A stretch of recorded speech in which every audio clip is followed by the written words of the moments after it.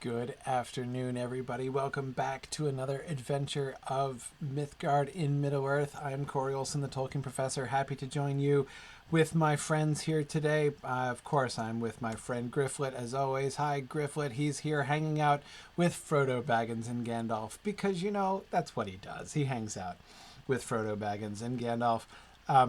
And he's going to hang out with Frodo in a second. By the way, I am celebrating the arrival of spring to New England finally by wearing my Turbine t-shirt, right? See, I'm all set for my stream here today. That is to say, it's finally warm enough to actually wear t-shirts around here. So let's talk to Frodo, right? Because Frodo needs a talking to. We learned about that, right? Gandalf said, how we should really talk to Frodo because this enormous burden has been placed on him. So there needs a little hobbit-to-hobbit chat. It is a pleasure to meet you. I'm pleased to meet you too. Yeah. I am a friend of Gandalf. Yes, absolutely.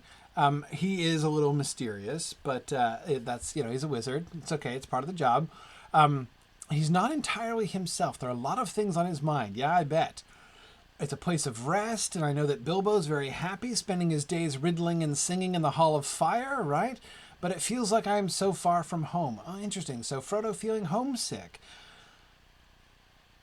I'm trying to remember if we get any reference to him feeling homesick exactly. We get, in the books, we get the conversation, of course, that he and Bilbo have, which doesn't exactly reflect homesickness, either on Frodo's part or on Bilbo's part, of course. But you'll remember the sort of the delight with which the two of them go off after they meet in the Hall of Fire, and Bilbo sings his song about Arundel the Mariner, and they hear the Elbereth Gilthoniel song, and then they go off for a private chat, right? Which means talking about the Shire, the small doings of the Shire, and Bilbo is fast, or as Bilbo calls it, some real news, right? Anyway, so they talk about the Shire and they talk about things that they have seen and the world around them and everything. It's clear that they both delight in the Shire and the doings of the Shire. It's clear that they have this sort of pleasure in the world that they have seen, that they have experienced both separately and together. But there's not exactly sort of longing, not exactly homesickness, what you would call, right? But this is an interesting little innovation on their part. I think this quest, not that it's an extremely eventful, active kind of quest, but I think this is a very interesting quest because, of course, remember, we don't get that much.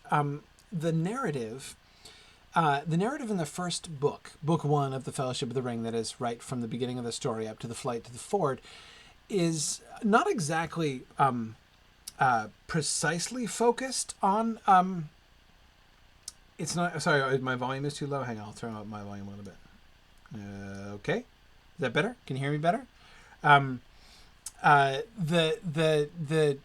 The story is not exactly focused on Frodo's point of view, right? It's not like it's a first-person account or anything, but it stays pretty close, and we hear what Frodo is thinking a lot. So we're fairly close to his experiences and his perspective for almost the entirety of Book 1. After we get to Rivendell, it kind of changes. Chapter 1, many meetings, and Chapter 2, the Council of Elrond, are mostly from his point of view. But you remember in The Ring Goes South, at the end of the Council of Elrond, which is the portion that we're in now, the very first part of the chapter, The Ring Goes South, when they're waiting in Rivendell and they stay there for a couple months while the scouts are all searching and everything. As soon as that happens, after the council ends, the narrative kind of pans back a little bit, and Tolkien is telling it from a much more... sort of top-down, sort of sky view perspective, right? As we're hearing about we're not really close to the perspectives really of anybody. There's like that little moment when we come close to Sam's point of view, right? As he's thinking about the stuff that he packed and that he forgot to pack as they're getting ready to leave, right? So there are little touches like that. They're the conversations that we get while they're on the road, right? About, wanting a hot meal and stuff like that. But notice that we're not really following Frodo's point of view anything like as closely as we followed it during Book 1. And of course, we come back to Frodo's point of view or something, though never quite as close as in Book 1. In fact, if you think about how that develops, really in Book 4, that is the second part of the Two Towers, the Frodo and Sam journeying to Mordor part of the Two Towers, the perspective is much closer to Sam, actually. The point of view is much closer to Sam than it is to Frodo, and it becomes increasingly distant, increasingly closer to Sam, and more distant from Frodo as it proceeds through their story and the Return of the King. So I'm coming back eventually to this quest, which I have not yet accepted and appear loath to depart on, because again we've lost. That makes it sound like it's a tragedy or something, but the narrative steps away from Frodo's perspective, so we don't know what he's thinking and feeling while he's at Rivendell, right? We see him step forward and volunteer to take the ring and become the ring bearer, right? And it's a big deal, and we get a little glimpse of that when he's having the conversation with Merry and Pippin afterwards, and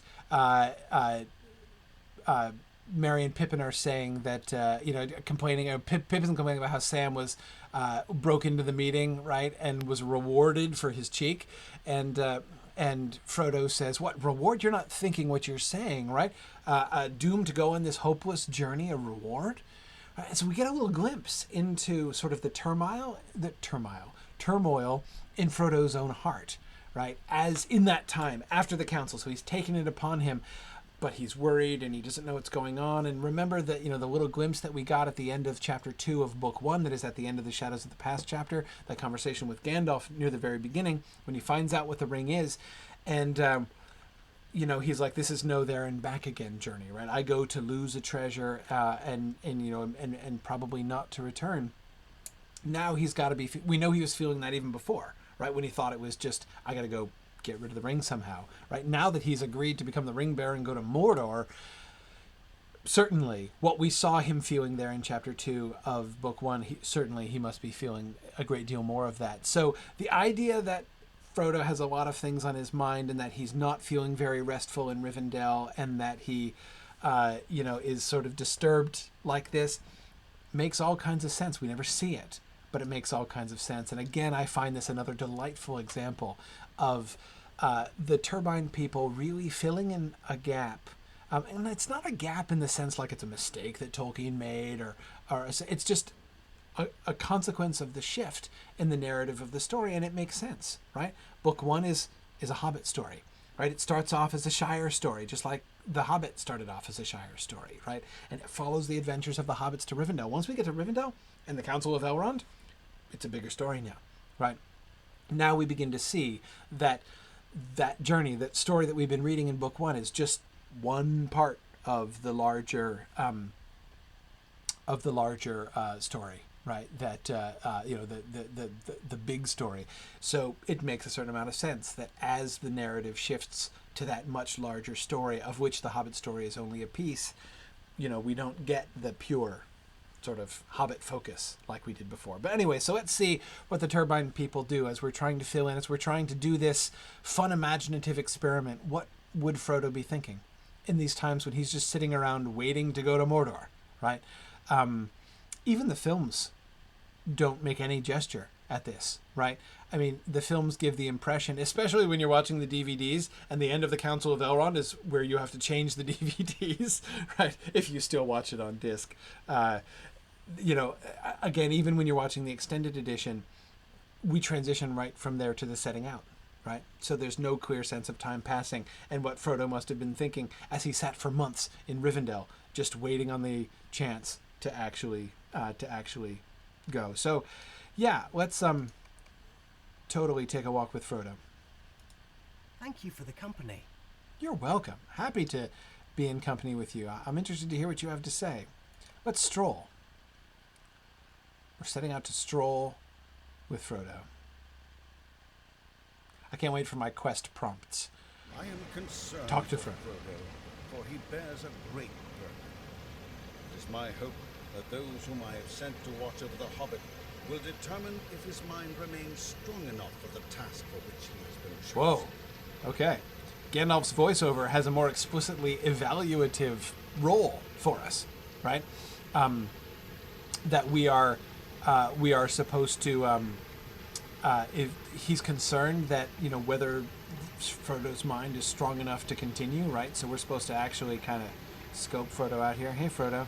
Looking a little weird in this light, right?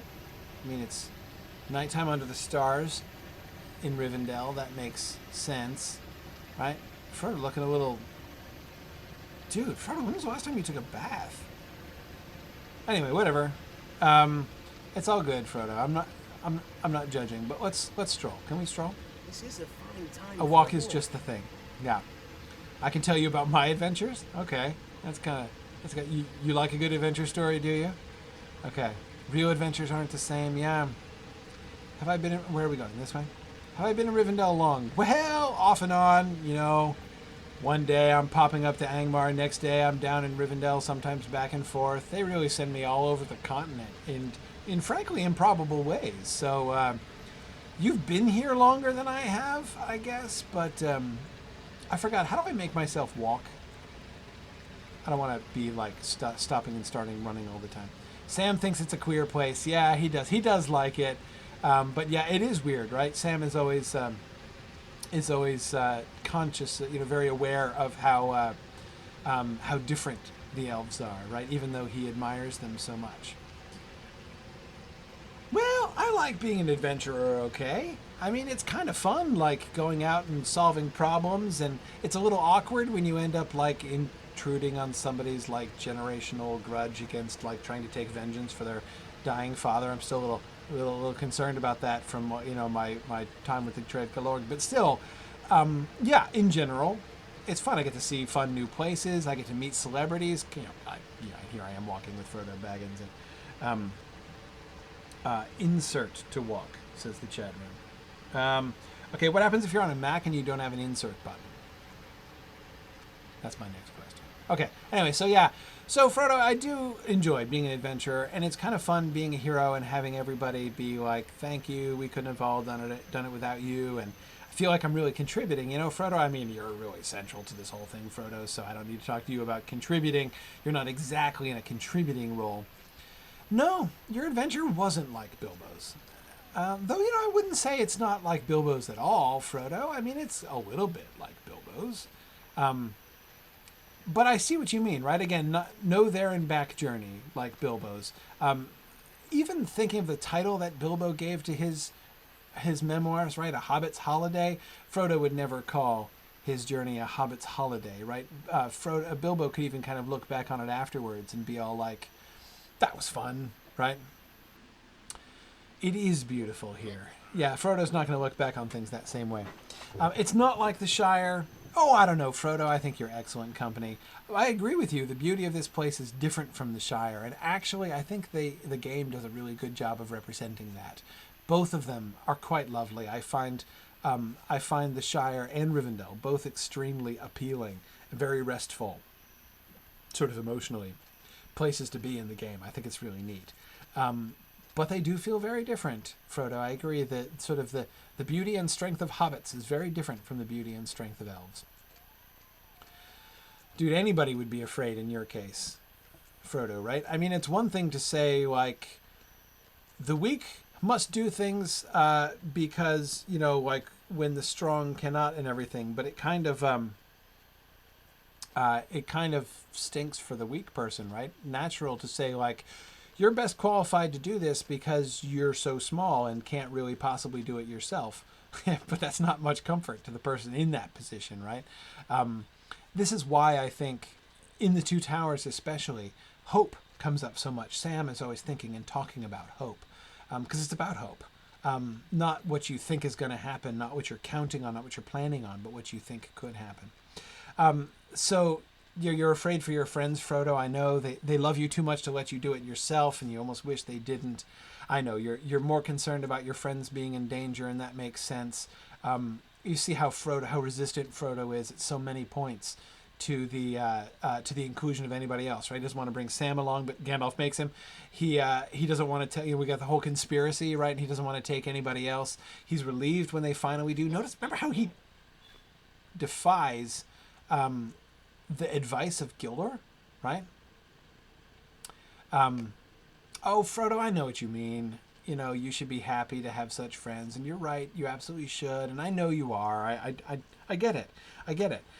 There's a sense in which Frodo seems to feel almost cursed from the beginning, right? Like this thing has come to him and he has the responsibility to do something about it, and it's like he doesn't want to spread it to others, right? Frodo says, I'm sure there's nothing to worry about. No, actually, Frodo, you're wrong there. There's a lot to worry about. You're going on a quest to Mordor and what has to seem from here like certain death. You'll have many strong protectors. Well, you'll have a few protectors. I wouldn't go so far as many. And, well, they're not actually all that strong. He doesn't want you to be alone. Gandalf will be with you. Look on the bright side. Gandalf will be with you, and you know Strider's going to come too, right? I mean, maybe you don't know that because Frodo seems surprised when that's told him in the book, but, or, I mean, at least maybe his response is merely delight, which is so sort of sudden and sharp that it sounds like surprise, but no, Gandalf would never let anything happen to you, and obviously nothing's going to happen to Gandalf, right? So that sort of makes you safe.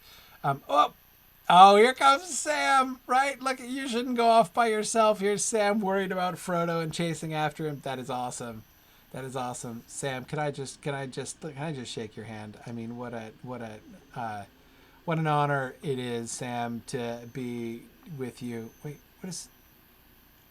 Sam has gardening tools in his belt, right? That is awesome. He's literally walking around Rivendell with a trowel in like a hip holster, right? So he's like quick draw on the trowel and little, what is that called? The little rake thing that you use, the little, anyway, whatever that is, he's got there. That is so cool. Do you have, now, Sam, if you have like cookery implements around on your right hip, I'm going to be like super, super impressed. No, it's not obvious, though who knows what's in that pouch. Right. That is awesome, Sam. Love the fact that you carry your trowel at all times. And that he came out looking for Frodo, being worried about Frodo being worried, right? You can see, again, like at the end of the Fellowship of the Ring, when Sam is more in touch with Frodo and what's going on in his mind, we see already Sam here, understanding. I doubt that Sam is like, I was afraid that you were jumped and slaughtered in the paths of Rivendell. I don't think that that's Sam's concern, but rather that this is taken to be a reflection of his understanding of where Frodo is, right, and of Frodo's very understandable concerns about the trip. I don't really like the final direction of Frodo's taking here. That like, I'm sure I'll be fine. There's really no risk, right? Gandalf will take care of me. It'll be perfectly safe. Frodo, dude, it's totally not going to be perfectly safe, right? And that's the thing. As we'll see Frodo moving along, right, in the story, once you get to the Two Towers and you get into Ithilien and everything, Frodo's perspective is very different, right? He's not going to be thinking about his own safety or his own return. Near the beginning of Book 4 of the Two Towers, he tells Sam he's pretty sure they're not coming back. Right, he already believes. Handrake is the name. Thank you, Hologro. I can buy that. Anyway, so he tells them he believes the trip to Mordor is a one-way trip. That they're unlikely to come back from it. So it's interesting. I mean, leaving open the idea that Frodo really has some development to do.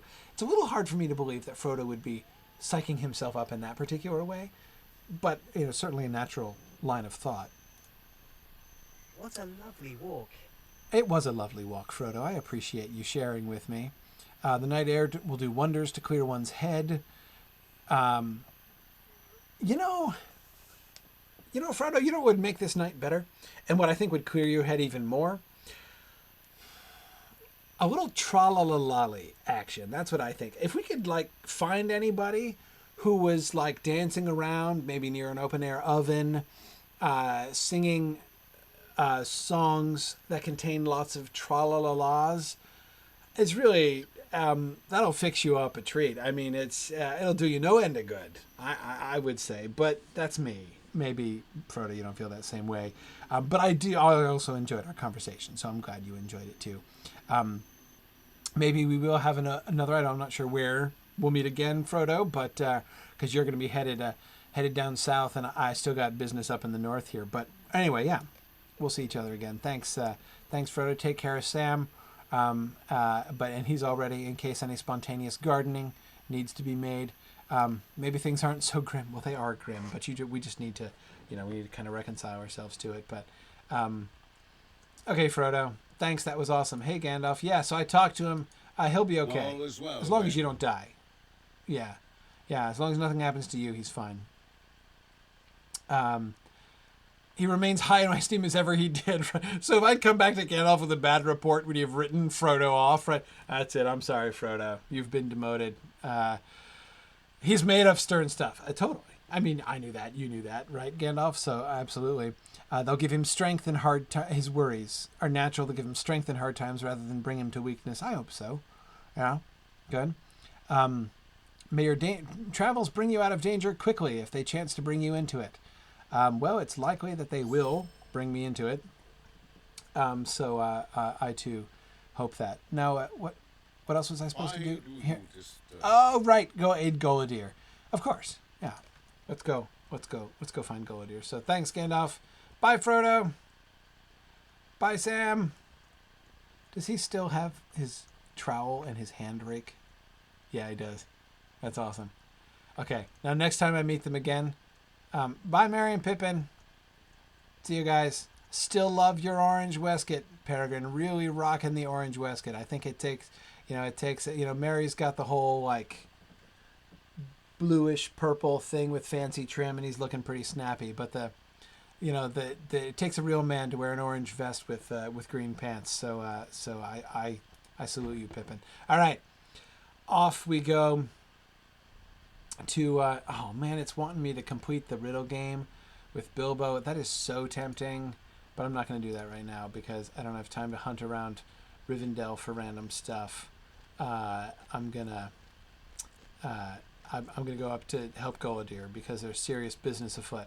I got to find out what's going on with the Palantir. Sara Oakheart, that nice old lady that I rescued from certain death on at least 2 separate occasions, and I've heard rumors about people that helped her from another certain death situation up in Ered Luin during the elf and dwarf prologue story. So and now here she is, back and stealing Palantiri and whacking good-natured, grieving rangers on the head with fancy sticks. And what on earth is exactly going on here? I don't know. So let's go talk to Guladir and see if we can figure this out. Which means I gotta get back up to Gath Forthnear, so off we go. I've crossed my first Rivendell bridge successfully today. Lag seems to be much less bad than last week, so that's something. Still not perfect, but better. All right. I think I got this one. Not going to fall off this bridge. No, sir. Okay. Very good. Solid. We're on terra firma all the way up to the stable now. Okay. Phew. All right. Okay. Gryfflet, what do we got here? Let's go up to Gath Forthnear. I was going to think about asking a war question, but I don't have time just now. I'm sure, going to have time in a few minutes. I'm sure doubtless Guladir is going to send me somewhere fun. Hey, Kiriana, good to see you again. Headed up to Gath Forthnear. Here we go. Boom.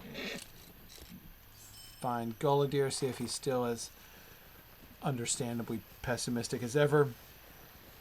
Probably not cheered up much, of course. I mean, but we did beat Mordorith, so that's something. He got away, of course. Doubt we'll ever see him again. Anyway, let's see what Guladir has to say to me. Thank you, Mr. Stablemaster.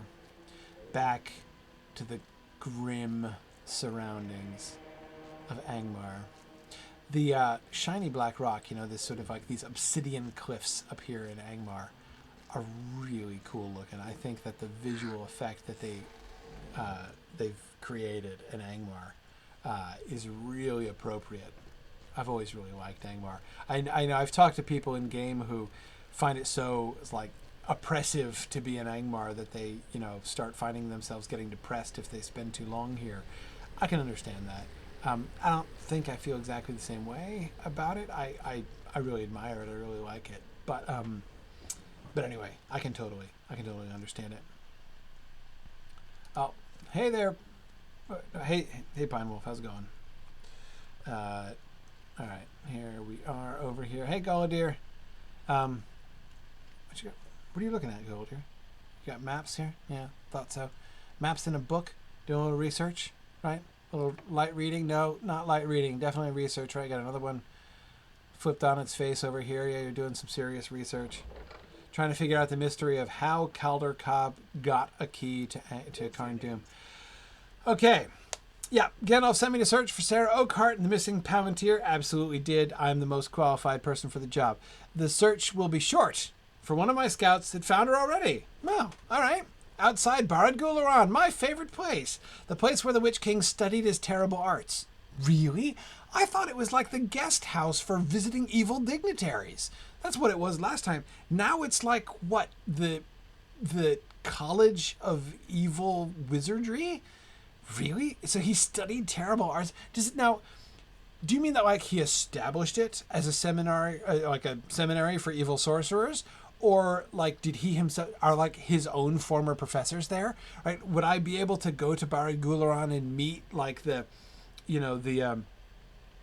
professor of necromancy who, instructed the Witch King? Because that would be pretty seriously awesome. But probably it was founded by the Witch King and like other evil sorcerers who are kind of like a little bit less evil, or at least a little bit less powerful than he, are there teaching others. Okay, interesting. I had no idea that it was an institution of higher education, evil higher education. That's really cool.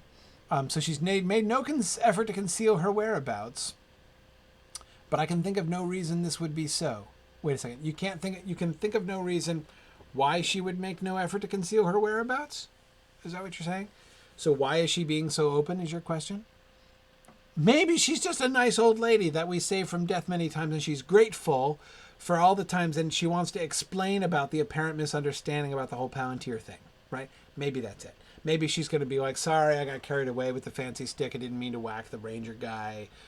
Maybe that's it, right? Because she's like the nice old lady that we saved from death, so I'm sure she's grateful. Okay. You will find Barad Gularan in the center of Nangurth. And we're just there, dude. You don't have to give me directions. An evil valley haunted by wights and other dread creatures. Barad Gularan is located in the center of a series of bridges that surround it like the spokes of a wagon wheel. Sara Oakheart was seen by the tower located at the most southeasterly of these bridges. Great. Yeah, like all the way around on the opposite side of it. Absolutely fantastic. Okay. All right. Barad Gularan. There we go. So let's head out to Barad Gularan then. All right, time to ninja-fy. Time to get stealthy. We're on the road. Enough hobnobbing with celebrities. We were hanging out with friends. Hey, Udon. What's up? Water, it's still falling, isn't it? I mean, it's just like dropping and dropping and dropping all the time. I mean, no matter how long you look, Udon, that water is going to keep flowing into that pool. But I'll tell you what, Udon, you keep an eye on it. All right, you let me know if anything changes, because you just can't be too careful with waterfalls. All right, Barad Gularan. Sorry, looking at the doorway. Okay. Sorry. Okay. All right. Gryfflet, let's mount up. Time to head out to Barad Gularan. And while I do this, I'm going to see if I can answer a lore question at the same time. Because navigating in Angmar when you're like 4 levels under level is totally easy enough to be able to talk about something else at the same time. Okay, let me ask this. I got this question by email. Martin Anderson said that folks have been debating whether tomatoes existed in Middle-earth or not. The great tomatoes in Middle-earth debate. Familiar with this one. Movie Denethor eats one, right, clearly for the visual effect of like blood running down his chin, right? And there are claims that Tolkien wrote tomatoes into early drafts of The Hobbit, but later took them out, which begs the question, why? correct. That both correct. That happened, and that it's a good question. But Turbine's role-playing rules explicitly outlaw. They outlaw non-Middle-earth things, and they explicitly quote tomato soup as an example of one of the non-Middle-earth things that are outlawed among role players. So, what's up with that? Okay, all right. So let me explain. This I can explain. There are no tomatoes in Middle-earth as it was later constituted. So, you remember the feast at the unexpected party in Chapter 1 of The Hobbit. This is where tomatoes originally did appear in Middle-earth. Where they appeared was, if you know your Hobbit really well, you may remember that when Gandalf arrives at the party, he comes last, and he tells Bilbo to bring out the cold chicken and pickles. If I'm remembering correctly, that's the spot at which, in the original draft, he told him to bring out the cold chicken and tomatoes. And Tolkien did change.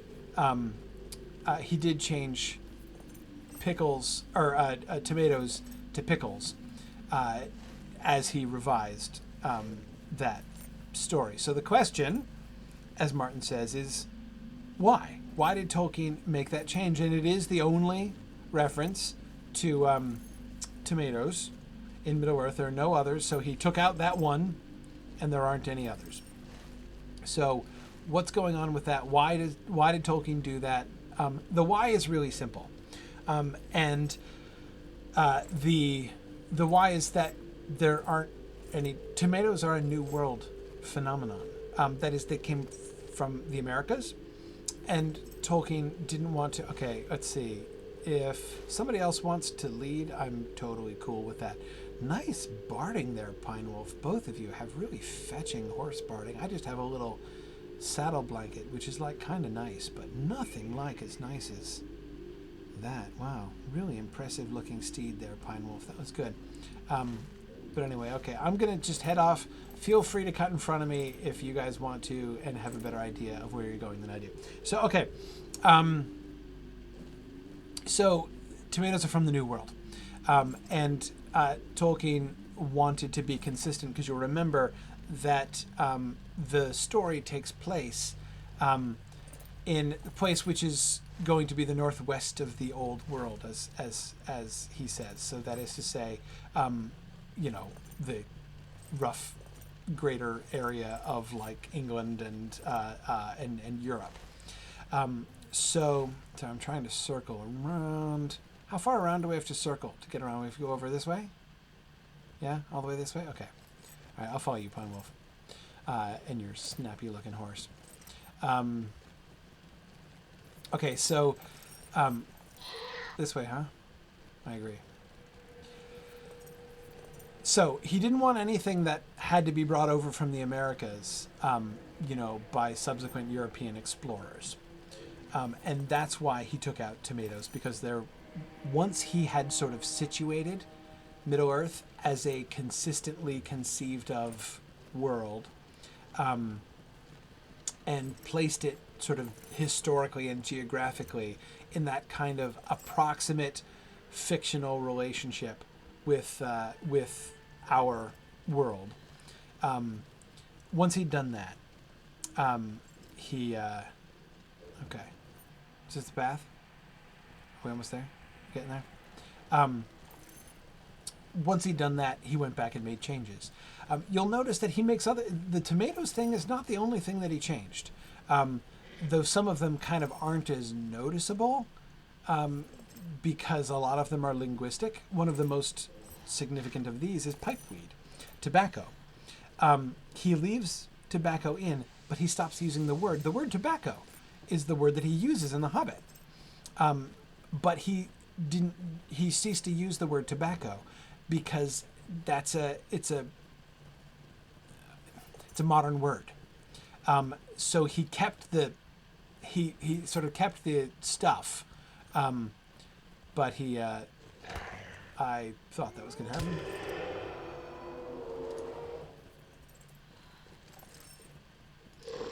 Yeah, sorry, I gotta deal with a scary pack lord here. Anyway, so he kept the stuff in, right? He kept the pipe weed, but he lost the word, and he devised basically a word, from like an Anglo-Saxon background, essentially. Just using two simple, basic Anglo-Saxon English words, pipe and weed, and he combined those. So same thing, but different word. And again, the point is the motivation for the change. And the motivation for the change was that he wanted it to be consistent with that kind of world. Okay, we lost Pine Wolf, eh? He went on without us? He was like, it's okay, I'll just leave you to the wolves. No big deal. It's all right. Oh, there he is. I see him. I see him disappearing in the distance. Quick, follow him. The attractive horse is headed this way. Okay, I see you. Mr. Tuckbro Troublemaker. I got you. Here we are. Okay. So the removal of tomatoes was on the same principle. And what this really shows, I mean, it's an important and an interesting phenomenon. Because one thing that it really plainly demonstrates is that when Tolkien wrote The Hobbit, and this is something, a position I've argued many times, when Tolkien wrote The Hobbit, he wasn't thinking consistently. Tolkien wasn't exactly doing world building when he wrote The Hobbit. And I think a lot of people underestimate the extent to which The Hobbit is not, doesn't take place within a... Are we going the wrong way? Finally? Oh, we are.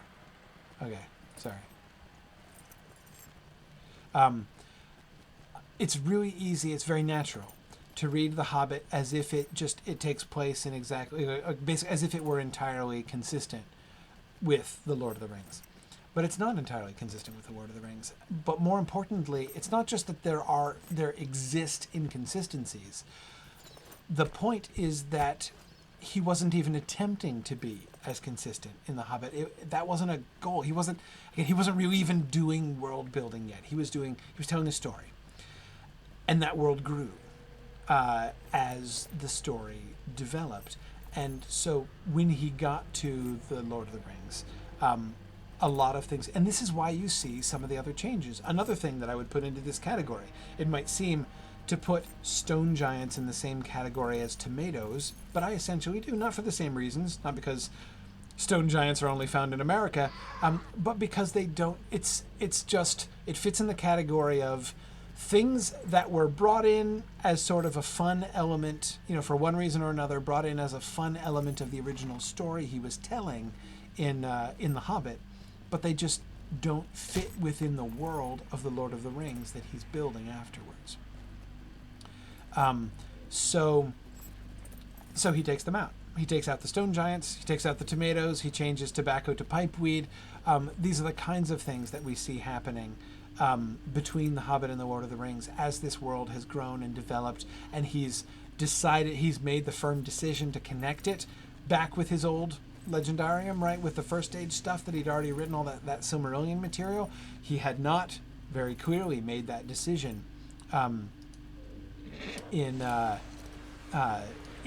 Hobbit, even though Elrond is there, and I've talked about this some, Elrond and Gondolin, and how I don't believe that they're actually the same thing as the Silmarillion things, by the same names in those same stories.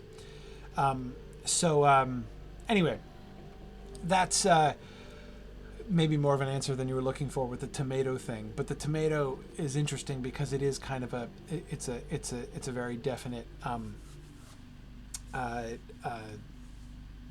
illustration. One of the places where he actually went back, not just between The Hobbit and the Lord of the Rings, but actually in manuscript revisions of The Hobbit itself, which is interesting.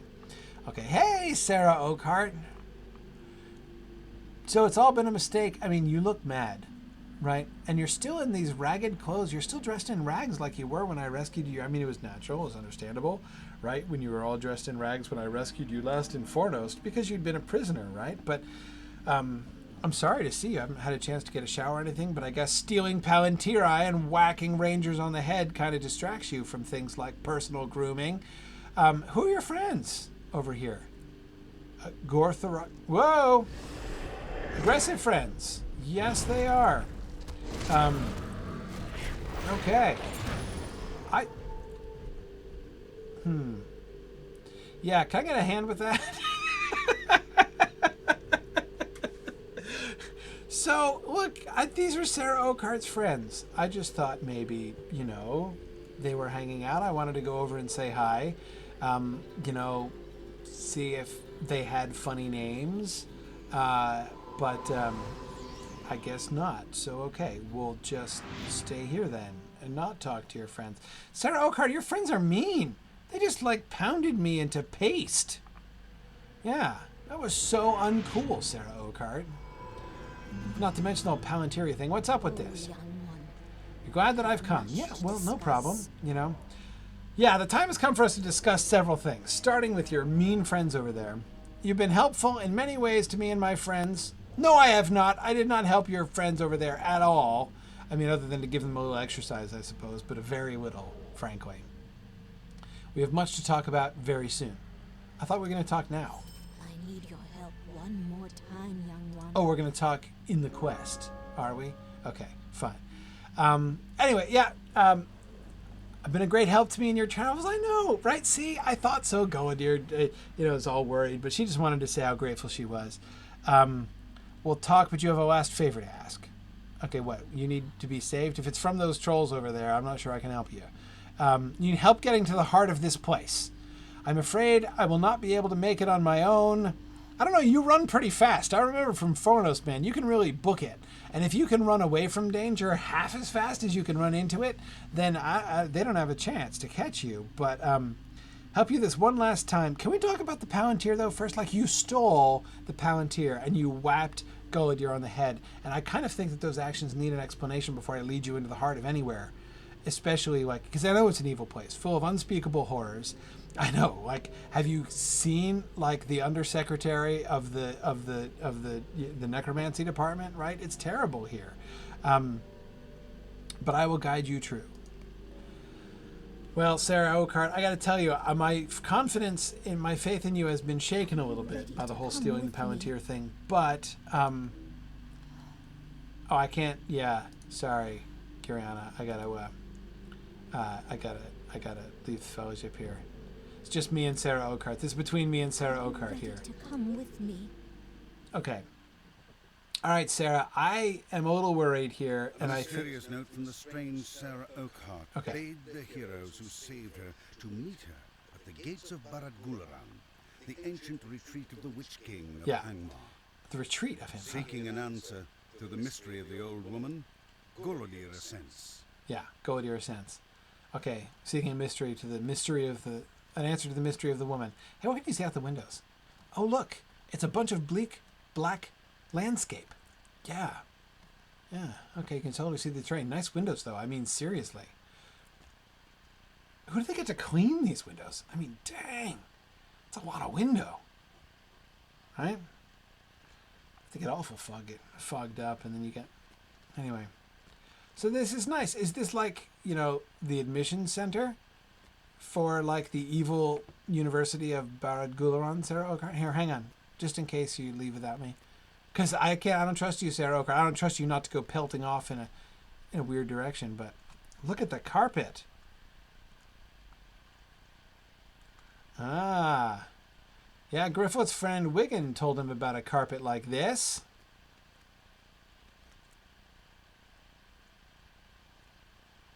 Yeah, you know where this carpet style is going to make a comeback? Mm-hmm. Dol Guldur, that's where. Yeah, you can always tell those evil institutions by their upholstery. Okay, Sara.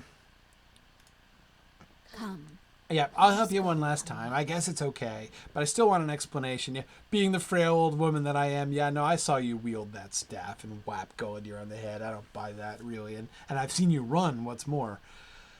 More perhaps than you will ever know. That sounds sweet in a creepy kind of way. You cannot begin to thank me. You could try. Let us see what can be found. You don't think anyone will trouble us. That's why you brought me. Look at you. Bam! Off to the races. And she's off. She's ahead by 2 lengths. Okay, it seems disturbingly empty. Yeah, it also seems disturbingly covered in lava. Is this the central heating? Is that how this works? Whoop! Someone has noticed us. Whoa! Yeah. Bunch of Doombringers. Seriously? They're called Doombringers? Because that is cool. They bring doom. Ah, a heavy doom is upon them.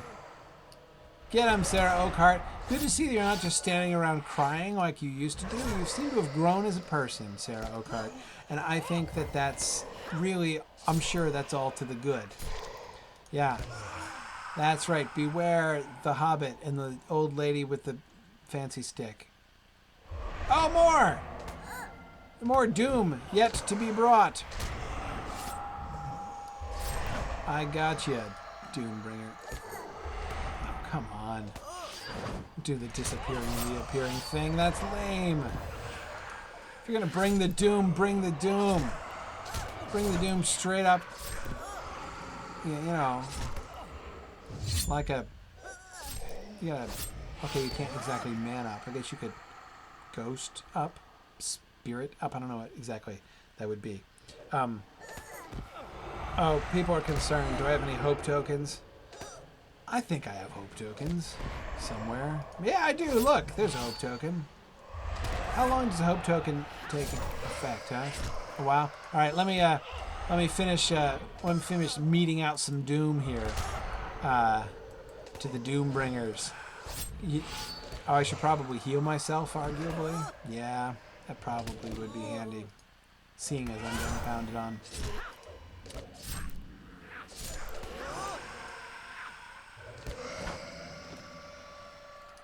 Foolish spirits, they knew not what they were doing.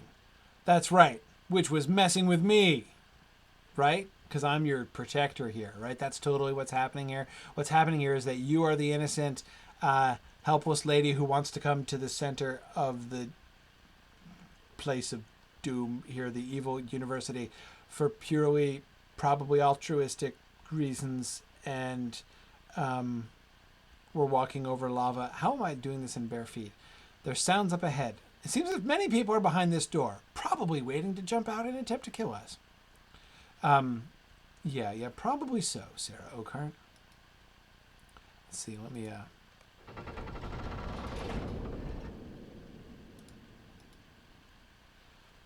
let's just see about opening this door. Oh, look! It's graduation day, or they're having an assembly of some kind. Greetings, Castellan. Is everything prepared? Wait a second, Sara Oakheart. Yes, my lady? What is going on here? Place is full of Gularan caretakers? It's the staff and the warriors. You have gathered the last two pieces we need, have you? The warriors, and they're all kneeling as she goes through. That's a nice effect, right? With these relics, we now have all that we need to summon forth the Rogmul. Oh, man. What's a Rogmul? Can't be good, though. A Rogmul? Oh, yeah? Oh, yeah? Are you going to deal with me? You got some explaining to do, old lady. Oh, no! To reveal who you truly are! Here it comes! She's a shaft of light. She's...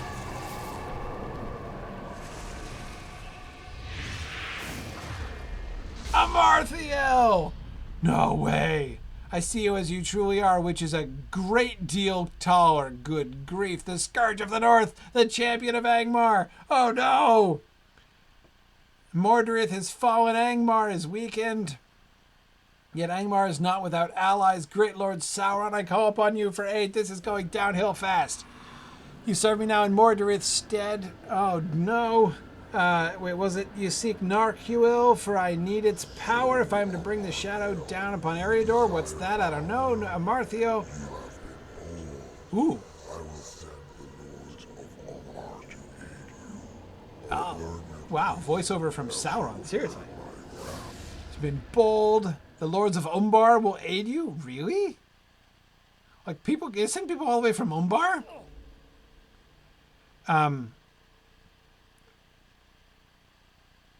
And then she offs me.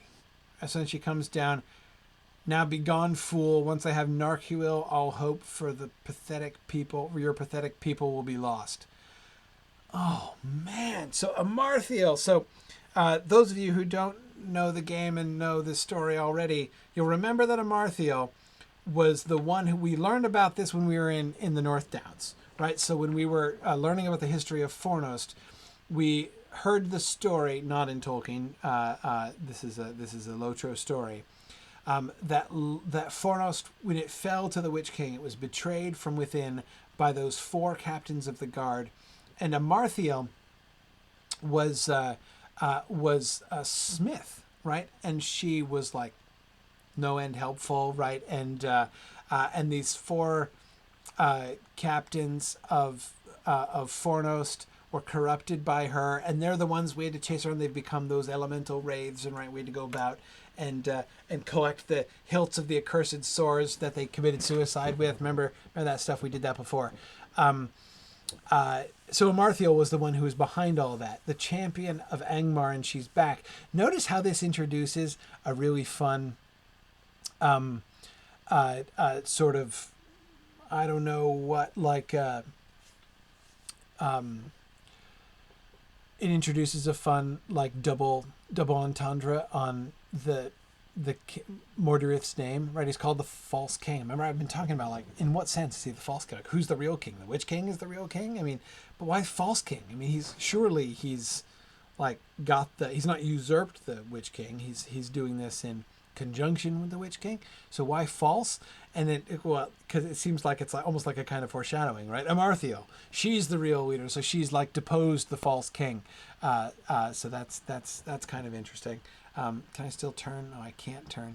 Darn it, Amarthiel, now I can't even look at the details of your throne room. That is it. Though I notice you have a lot of really nice drapes. That big drapery effect that we got in Carn Dûm as well. I guess this is probably, maybe he was learning the Witch King when he was studying here. Maybe he was learning the dark arts of evil interior decoration here. And so, because we notice, I can see here we've got some of these creepy statues up behind this altar, I guess, altar to Sauron that's here. And Amarthiel was presumably using the Palantir. Yes, she was. There it is. She was speaking to Sauron in the Palantir. Okay, so so he's probably taken some of the basic internal decoration concepts from Barad Gularan, and he's brought them to Carn Dûm. And then, of course, later on, when they established Dol Guldur as a stronghold down in southern Mirkwood, probably then the Witch King came in and is like, I've got some great ideas what we could do with the place, right? I've still got a bunch of leftover carpet from back at Barad Gularan, and I think it would really complement this room. So, okay, that makes good sense. Well, Amarthiel, I'm not going to forget that you turned on me and killed me, and I don't really understand your game here. Now, so let's think back a second. We met her in 2 places, right? The first place we met her was when we came to her rescue near Ivar the Bloodhand, and that's kind of interesting. So was she disguising herself so as to, what, was she working with Ivar the Bloodhand? I mean, right, we saw Ivar the Bloodhand working in conjunction with the Witch King, way back at the very beginning, back in Breland. So maybe she was working with Ivar the Bloodhand, but she really kind of seems to sort of hold herself above, a gaunt man like Ivar the Bloodhand. So, maybe was she giving him orders? Was she just spying on him to see what he was up to? I don't know. And then, so why did she pretend to be a helpless old lady for me to rescue? What was her game there? She said, I've helped her more than I will ever know, presumably because I don't know how I've really helped her, and she's going to off me. So I get that, but I don't see what help I was to her. I mean, I saved her life, but if she's Amarthiel, I didn't really save her life, right? She was probably not actually in much danger from those orcs in Fornost. Now, you can see why she was in Fornost, right? Going back there to visit her peeps. I mean, remember the whole story there in the North Down was that Fornost was rising again, and now we get the sense of why it was rising again, right? Because Amarthiel was there and stirring up those 4 guys who have become wights, and that all holds together. That all makes good, perfect sense. Though again, one is tempted to wonder, why did she do the thing with the whole damsel in distress business, right? Whoa! And I'm back. I'm at Gath Forthnir. How convenient. I don't have to run here all the way across the thing. How nice. Good. Well, I better talk to Guladir and try to explain this mess. Why didn't she just hide? I mean, if she wasn't ready to reveal herself and she didn't want to destroy me, and why didn't she want to destroy me? Why did she let me destroy the 4 wraiths and appear to set Fornost free, or at least freer than it was before? Why didn't she reveal herself and act at that point? Or if she wasn't going to do that, why didn't she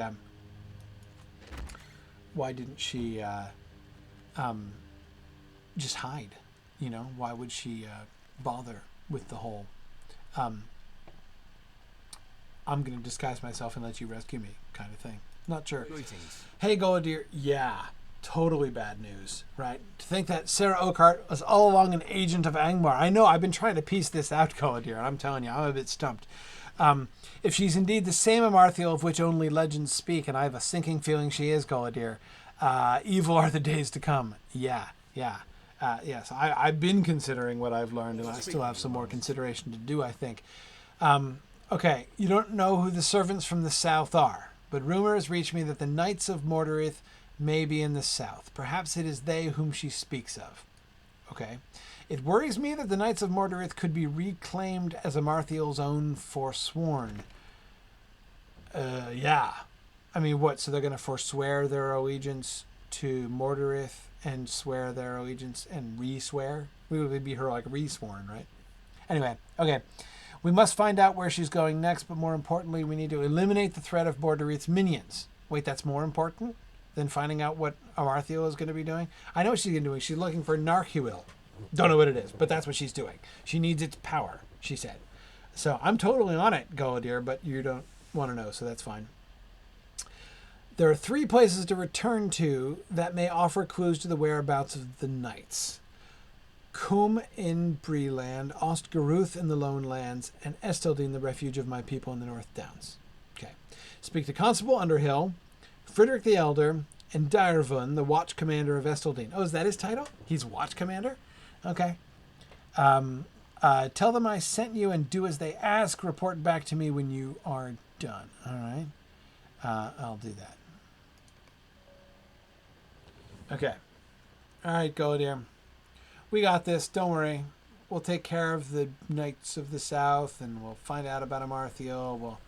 I'm sure we can handle this Amarthiel situation. Okay.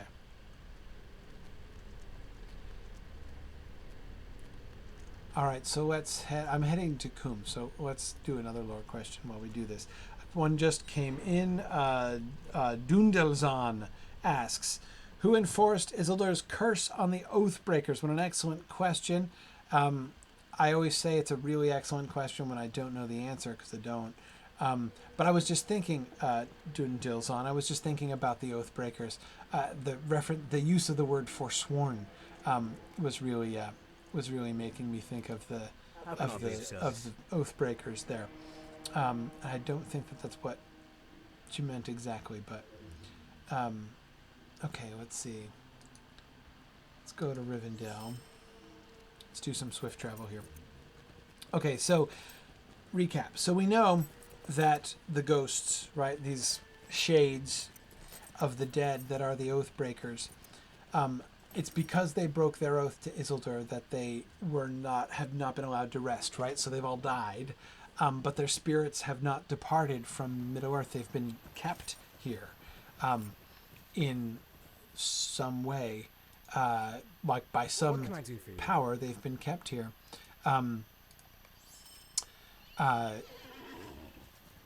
Past death, so their spirits are still here. And they can only be released when they have fulfilled their oath. And they're clearly aware of this, right? You know, why have you, Oathbreakers, why have you come, says Aragorn to them at the Stone of Erech, and to fulfill our oath and have peace is what they respond, right? They come at his call because he is the heir of Isildur, and therefore has Isildur's authority. But that doesn't really... So we know this story, but this doesn't really seem to answer the question, does it exactly? Right? I mean, okay, Isildur cursed them. And this kind of curse works. I mean, there's power in curses and cursing in Middle-earth. That's pretty clear. But what happens to the Oathbreakers seems kind of extreme, right? I mean, what we're talking about is not a forestalling of the doom of men, but at least a temporary circumvention of the doom of Iluvatar to men, right? I mean, that's a big deal, right? That, Iluvatar has ordained that men should, when they die, leave Middle-earth, depart from the circles of the world and go to where the Eldar know not whither, right?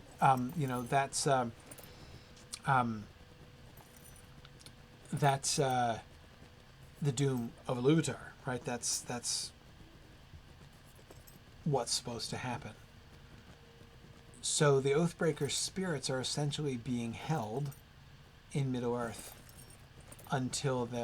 and not released until they fulfill their oath. So the oath that they take, and by the way, pausing for a second, that's one thing that I would kind of want to sort of clarify too. There's power in the curse, but there's power in the oath as well. It's their initial oath, which seems to hey, Constable Underhill. I'd like to have a word with you. It's their oath itself, which has, it seems to me, part of the power, right? So that they're kind of complicit in this. They have said that they would do this, and their own oath binds them to fulfill it. And so therefore keeps them in Middle-earth, right? So it's not just that Isildur curses them and says, like, by my own authority, I prevent you from leaving. Their own oath prevents them from leaving, in a sense, right? So I think there's power there too. But one way or another, it kind of seems like Iluvatar has to kind of put his imprimatur on this, right? I mean, if he doesn't give the thumbs up to this whole delaying the spirits of men from leaving the circles of the world thing, it's presumably not going to happen, right? So, and where and how that happens, we really have no idea.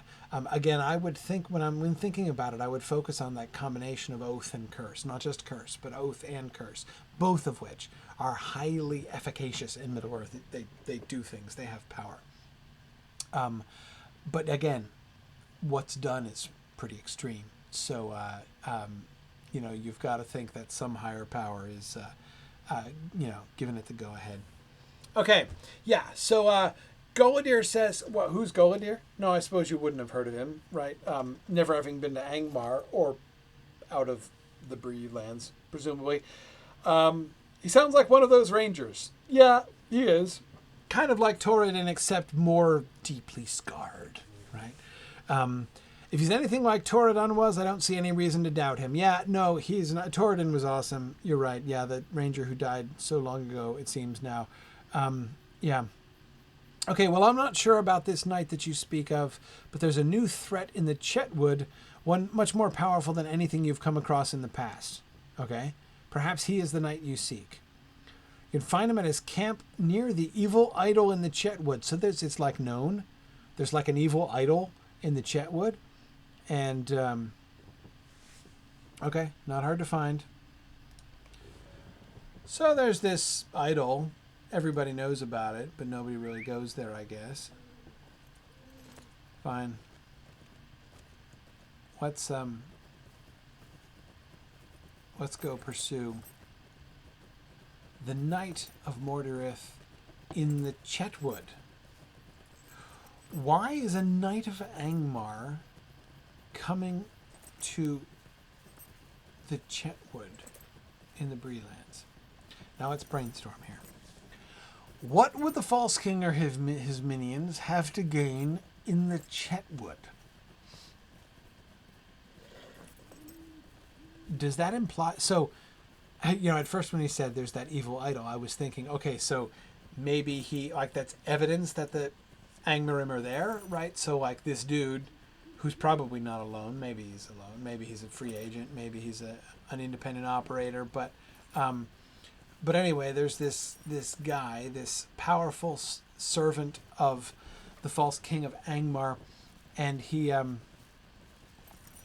he comes to Breeland for reasons of his own, and while he's here, he sets up an idol, right? Because I mean, like, he's here, he's going to be here for a while, so he's like, better erect an evil idol because it makes me feel at home, right? You know, maybe put a throw rug next to it, be cozy. And now the people of Chetwood are like, yeah, there's this evil idol, and we don't know how it got there, but we suspect that there's like an evil dude involved, and so go check it out. But that doesn't actually seem to be what's going on here. Maybe that's not what's going on here. Maybe there was a pre-existing evil idol. Maybe up in Angmar, for some reason, they were like, I've heard of this evil idol down in the Chetwood, and you know, they should check it out. Maybe they have something to gain from it. By the way, I will always remember this spot in the game very fondly. Right here on this hill outside the gates of this ruin is the first place I ever died. Yeah, Wiggins, my first character, had never been defeated. I was like level 20-ish or so when I was here. No, I was like level 15. Anyway, I got really cocky, and I was like kiting a whole bunch of guys, and a couple of the archers shot me and killed me. Yeah, I didn't even know what would happen if you got down to 0 morale points at that point. So anyway, here we are at the Blackwold headquarters, and we know these Blackwolds are connected now, right? Now that we know that Calder Cobb was carrying around a key to Carn Doom, I'm not going to put anything past these guys. So, okay, let's go. Yeah, I remember this area, and there's a white factory back here, and there's like the Wolf Master, right? Yeah, the Wolf Keeper. Hey there, Mr. Wolf Keeper. Yeah, Ms. Wolf Keeper. I remember. I took you out so long ago. Yeah. And then, who's this guy? Jagger Jack. Oh, yeah, I remember Jagger Jack. Look, Jagger Jack is all like, I surrender. Don't worry. Don't worry, man. I know. I took you out once before. Now, is this an active white factory? Yes, it is. So you can tell by the smoke, right? Is there green or purple smoke emerging? If so, this is a white factory in active operation. What's your name? Baltair, Knight of Mordorith? Yeah, I think you were hanging out here before and I was ignoring you. And fortunately, you were ignoring me because you're not level 9, you're level 50. All right. Sorry, just looking at your outfit. Kind of nice outfit there, Mordorith. You look like, or Mordorith's dude, Baltair. You kind of look like, you know, you look very Angmarim. Yeah. Running around in your maroon robes and your nice natty shoes. Okay. What do you just say to yourself? I'm not here to trouble you. I'm just here to stop whatever you're doing. I've got many things to take. I've got a list of errands a mile long, and you're really getting in the way, dude. Yeah. No, I defeated the steward and left his throne to Amarthio. It's true, I've kind of done both of those things on the one hand. I can't really pretend that I haven't. But I totally didn't mean to do the second one. I absolutely took down your boss, Mordorith, on purpose, and I would do it again. But kind of leaving his throne to Amarthio was not plan A. But I don't think I will die. Oh, man. Jagger Jack wants in this action, too. Right? Unfortunately, he's now a charcoal briquette. Yeah, that's okay. So, I didn't learn anything. What's he doing here? Did he set up this white factory, or did he just arrive here and try to figure out what was going on? Does he have something to gain from this place? Does this... I don't really know or understand in any way. So that's a shame. But, alright, I'm going to run back through here like old times. I didn't have a horse back in those days, of course. I wasn't even a VIP then.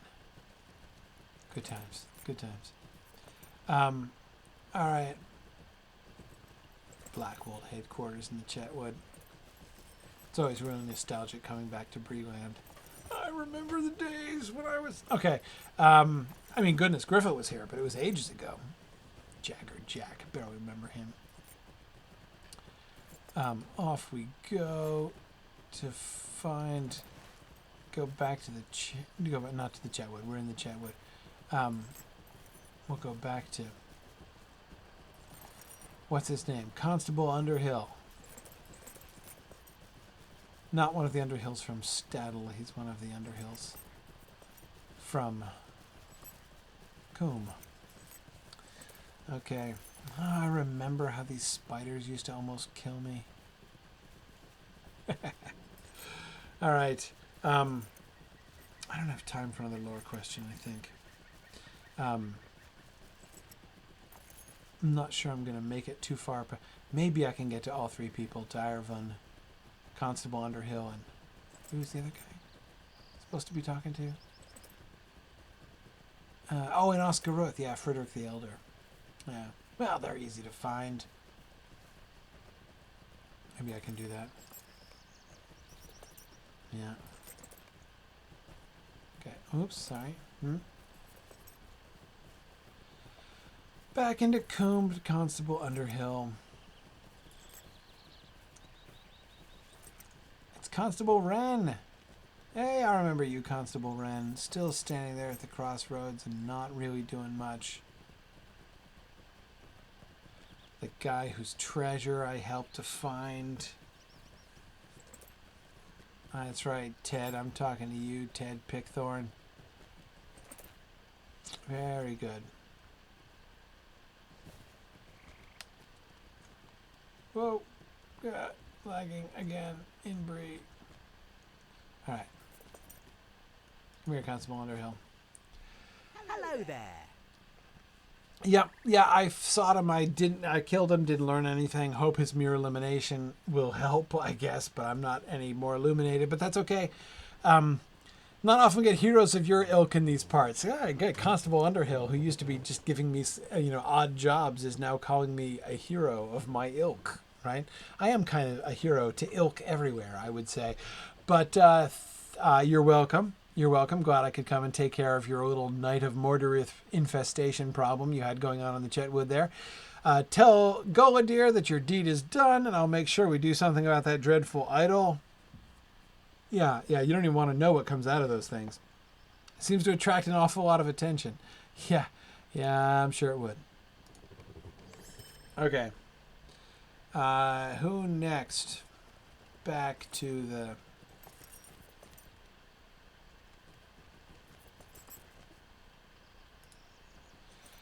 What do you need? Let's see. Let's see. Where are we going? We're going to Oscaruth. Let's go to Mickeldale.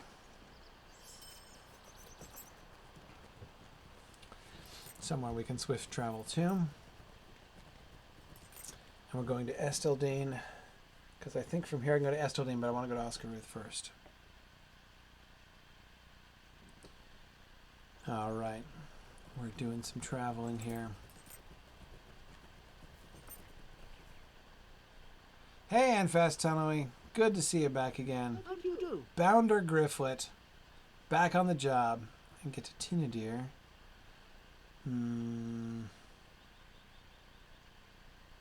Yeah. Let's go that way. Up to Tinadir. Come back to Tinadir soon, I have a feeling. Oh, good old Tinadir. Back in my paralegal days. I remember this. Do you have any highly undignified errands to send me on? Right? Any collating, any filing that needs to be done around here, guys? I'm back in town for a limited engagement. Absolutely. The industrious rangers of Tinadir. Hey, Nat Collop. I know I can get to Esteldine from here. Yeah. I'll talk to Darwin here first.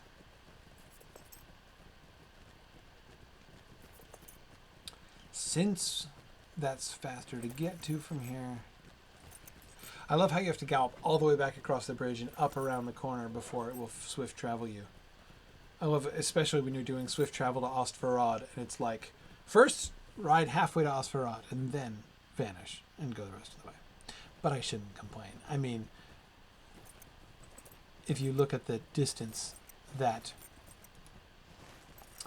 Gryfflet has traveled here, right, from Rivendell to Angmar to back to Rivendell to Brioland to the Shire to the North Downs, to Evendim and then to the North Downs. I mean, it's covered quite a few miles here in the last couple minutes.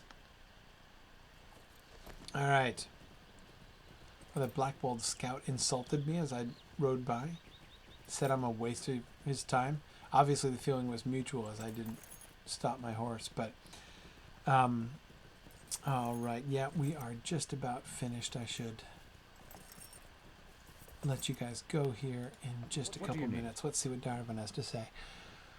Yes. Yeah, his spirit is renewed. And, I'm totally sure it was the hauberk. You did such a great job, Darvin, buffing up that hauberk that I'm sure that was really what did the trick. There are grave dangers about, and many have spoken of a new evil from Angmar near the entrance to Ramduath. You're quite certain that this is the night. I see it, okay. Are you certain of it, is it? I know where Ramduath is. Yeah, be wary. Many Angmarim in that place. Okay, right, so go to the place where the hillmen, who are the sort of the main encampment of the hillmen coming down, who are now in league again with Angmar and recapitulating the whole fall of Rudaur and Arthedain thing. Yep. I remember them. We can do that. I'll go check and see if the Knight of Mordorith is hanging out there. Sounds good. But I think I'll start with that next time. So thank you, Direvun. Thank you, Pine Wolf and Kiriana, as usual, for their assistance here today. And I'm going to let you guys go. So we made some good progress. I think we got the big reveal of who Sara Oakheart really is, and now we got to find out about Amarthiel and how we can thwart Amarthiel, because boy does she seem like somebody who needs some thwarting. So we're going to do that. Thanks for joining me, everybody. We will be able to I'll be able to be back next week as usual. I think next week should be on the same normal schedule, so we can plan on seeing you next week at the normal time. So thanks very much, everybody, for joining me again, and I look forward to seeing you guys again next week. Bye now.